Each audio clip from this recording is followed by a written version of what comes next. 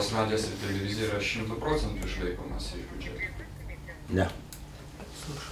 Eilinį kartą jūs nežinot, kad padarysit. O kokias dar pajamas? Turi iš komercinės veiklos, iš įvairių. Įstatymuose apibrėžtas pajamas. Taip tariant, reklama yra galima? Ne. Negalima. Įstatyme apibrėžtas pajamas mes turime. LRT eterija reklama galima ar negalima? Gerbiamas, nežinau kaip jūsų pavardė, Audrius Nakas. Taip, gerbiamas bendravardis.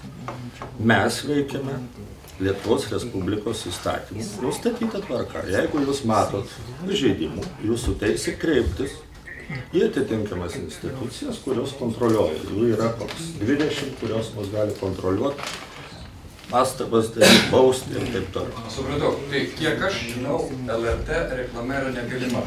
Mes matom LRT eteryje, pavyzdžiui, nemažai rėmėjų reklamos. Tai čia galbūt jinai įmanoma, bet aš noriu paklausti, jums parodysiu pusės minutės. Aš labai atsiprašau, ar čia dabar vyksta laidos filmavimas, tai jeigu vyksta laidos filmavimas, aš laidas įpratęs vesti, tai aš galiu pravesti. Aš jums parodysiu, tai ištrauką, kurią įrašiau, čia matysis, kurią įrašiau vakare LRT tinklapyje. Čia yra, noriu pasižiūrėti panoramos įrašą. Aš spaudžiu. Jūs visiškai teisus, nes LRT tinklapyje reklama leidžiama. Įstatymas neriboja. Taip.